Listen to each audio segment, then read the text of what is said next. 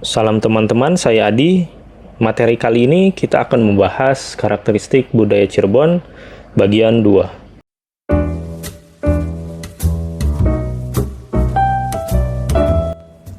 Jika di pertemuan lalu kita mempelajari tentang aspek demografis, geografis, dan melihat bagaimana statistik kesempatan kerja di Cirebon yang tentu berkaitan erat dengan karakteristik budaya Cirebon, maka di bagian 2 ini kita akan lebih terfokus pada hasil karya atau bisa dibilang budaya fisik non-benda yang ada di Cirebon.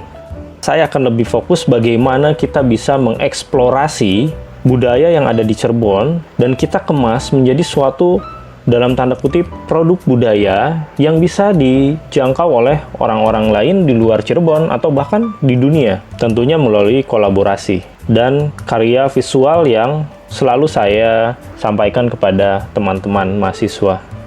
Nah, kita langsung saja ke bagian di mana kita akan membahas tentang beberapa ragam budaya Cirebon. Saya yakin teman-teman mahasiswa maupun orang lain, bahkan pelancong mungkin, setidaknya sudah mengenal karakteristik budaya yang ada di Cirebon. Sebenarnya punya kekhasan yang sangat mapan Cirebon itu.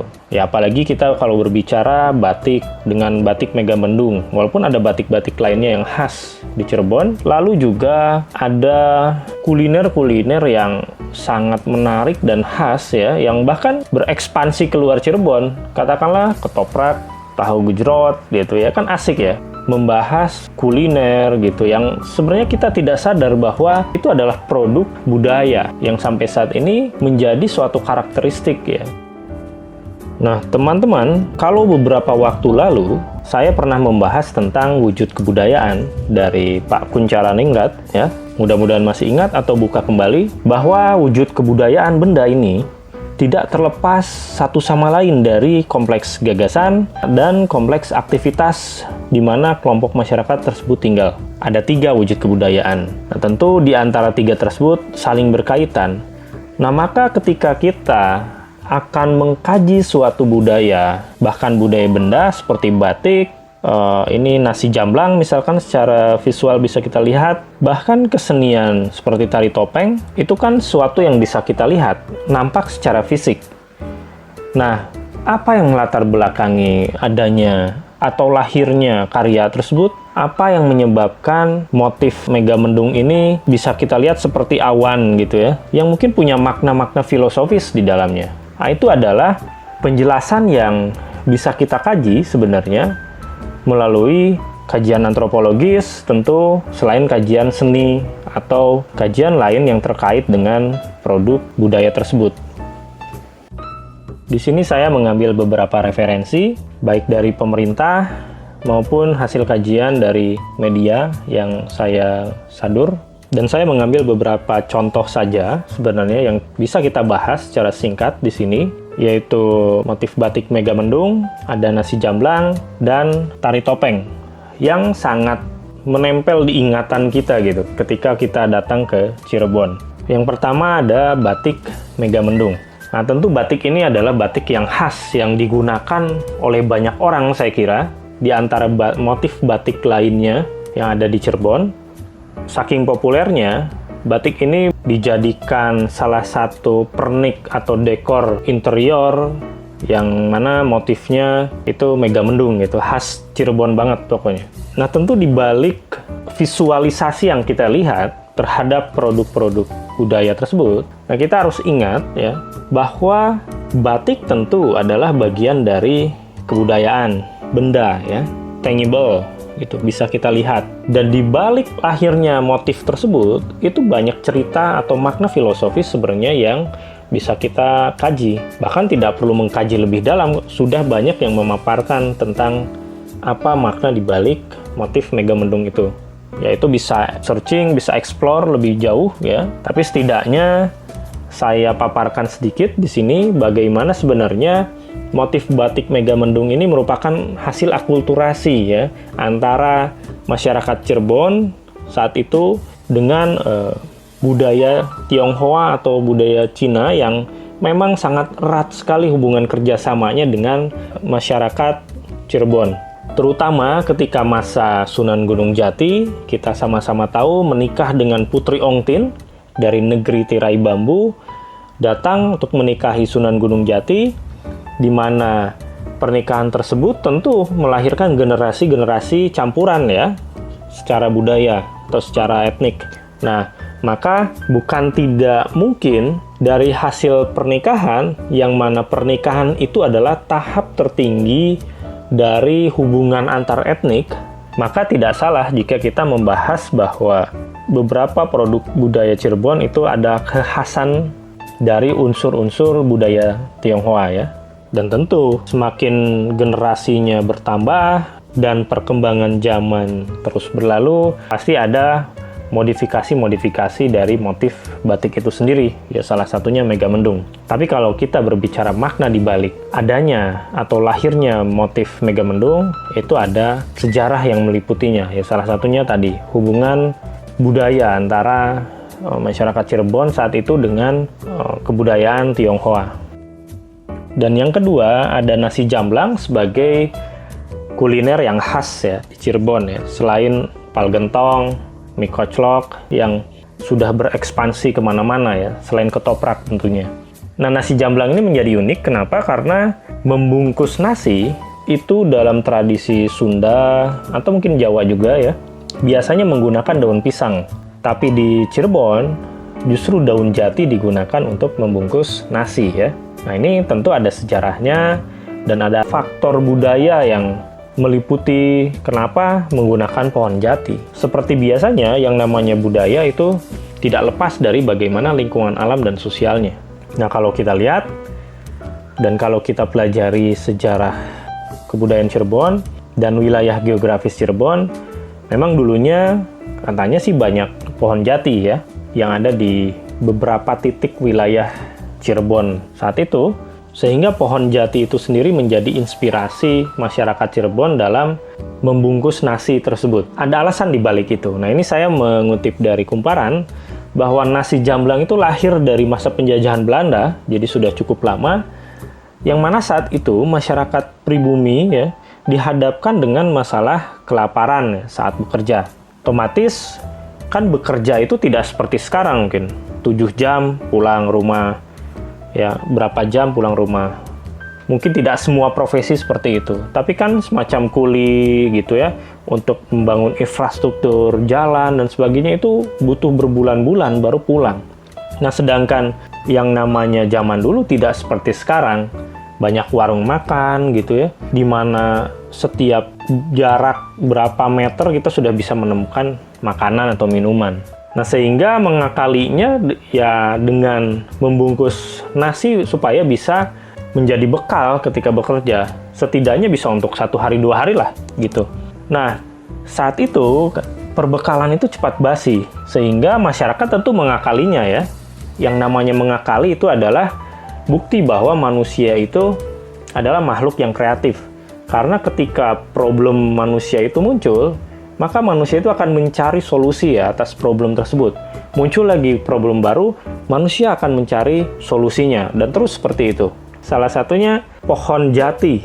Sumber dayanya ada, lalu melalui proses kreatif, masyarakat Cirebon saat itu menggunakan daun jati untuk membungkusnya. Tentu tidak langsung ujuk-ujuk kepikiran menggunakan daun jati, pasti ada proses-proses kreatif ya, kita menggunakan istilah itu, dan akhirnya bisa digunakan dengan baik ya, bisa menahan setidaknya agar nasi tidak cepat basi, dan itu akhirnya menjadi khas saat ini gitu. Lalu yang ketiga, kita bahas sedikit tentang tarian topeng ya, atau tari topeng. Nah, tari topeng Cirebon adalah salah satu tarian di wilayah Kesultanan Cirebon sebenarnya. Ini saya mengutip dari Disbud Parpora Cirebon ya, Kabupaten. Jadi memang awalnya tari-tarian ini dihadirkan ya di wilayah Kesultanan saja. Mohon koreksi kalau saya salah, karena saya juga mengutip. Nah, jadi filosofi tari topeng Cirebon sebenarnya menggambarkan aspek kehidupan yang sangat luas ya, mencakup kepribadian, cinta, angkara murka ya, bahkan kepemimpinan serta perjalanan hidup manusia ya, dari lahir hingga dewasa. Itu pula kenapa ada banyak topeng-topeng dalam tarian Cirebon ya. topeng Panji, ada topeng lainnya yang menggambarkan karakteristik si manusia itu sendiri. Tapi ngomong-ngomong, kalau kita berbicara tadi ya, tari topeng adalah salah satu tarian di wilayah Kesultanan, sebenarnya batik pun, sepemahaman saya, batik pun awalnya itu hanya tradisi yang ada di wilayah keratonan, ya, Kesultanan. Kalau di Cirebon saya kurang tahu, tapi kalau di Jogja misalkan ya, yang punya tradisi batik yang kuat, itu sebenarnya pembatik-pembatik itu ya adanya di wilayah Kesultanan ya. Sedangkan masyarakat-masyarakat di luar wilayah Kesultanan itu baru-baru era kesini saja mulai membatik gitu ya.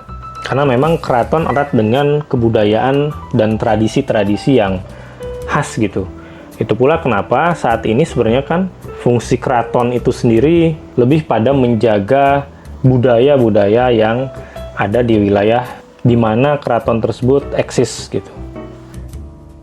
Keraton saat ini berfungsi sebagai penjaga ya, pelestari budaya lokal ya.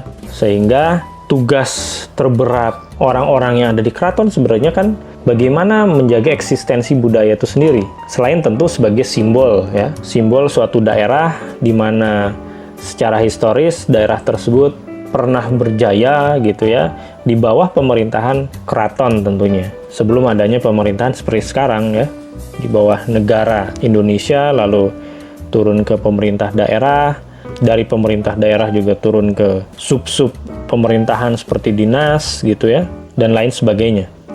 Tentu Cirebon, salah satu hal yang uniknya juga adalah ada 4 keraton, dan tentu lahir dari gen yang sama, yaitu Keraton Kasepuhan. Nah, mengenai bagaimana bisa munculnya keraton-keraton baru di Cirebon sehingga sekarang menjadi 4 keraton gitu, itu tentu banyak lah ya dibahas gitu tentang ya seperti adanya konflik atau adanya warisan-warisan dari Belanda saat itu ketika masih menjajah Indonesia gitu ya.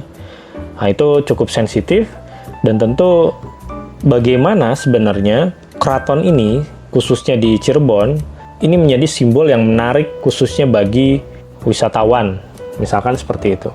Nah, selain itu tentu keraton ini juga banyak mengembangkan sebenarnya kajian-kajian yang terkait dengan Kecirebonan yang mana sifatnya terbuka ya, kadang mengadakan diskusi atau kajian ya yang berkaitan dengan budaya Cirebon.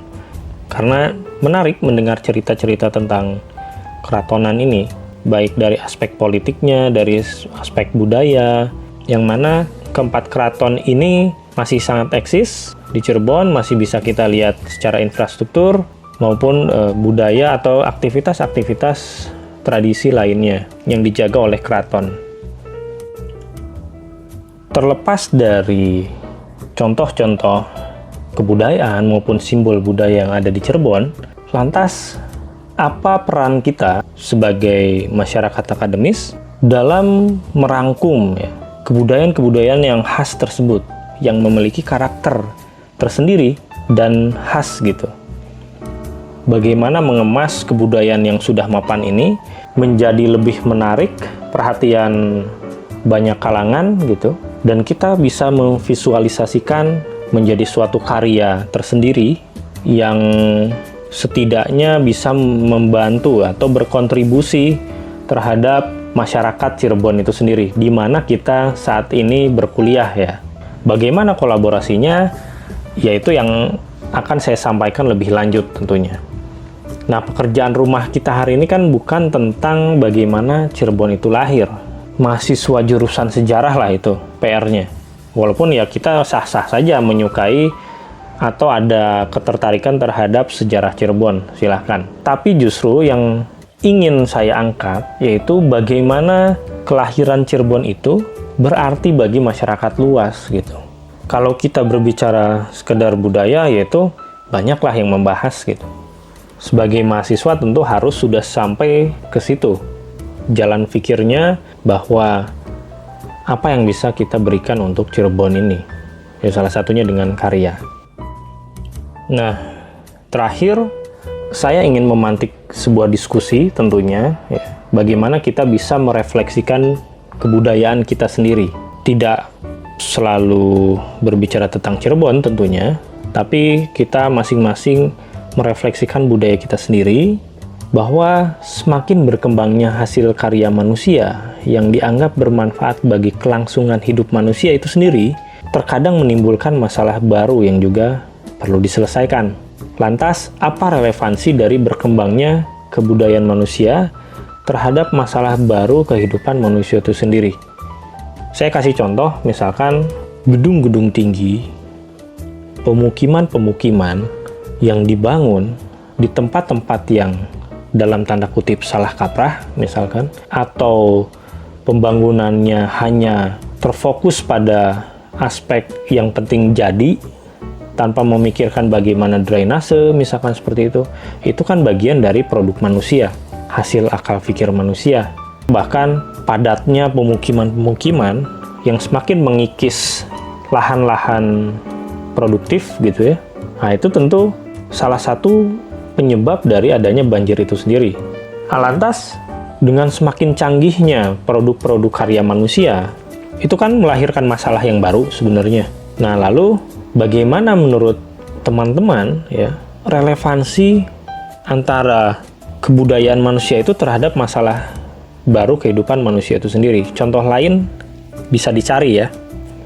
Yang tentu ini juga akan berkaitan dengan bagaimana sebenarnya nilai dari kebudayaan lokal itu sendiri, apakah benar selalu arif gitu ya, kearifan lokal, atau justru ada juga kebudayaan-kebudayaan yang kita anggap tidak arif gitu, justru dalam tanda kutip merusak manusia atau pelaku budaya itu sendiri ya. Baik, saya rasa untuk mempersingkat waktu itu saja dulu. Selanjutnya kita akan bahas melalui diskusi.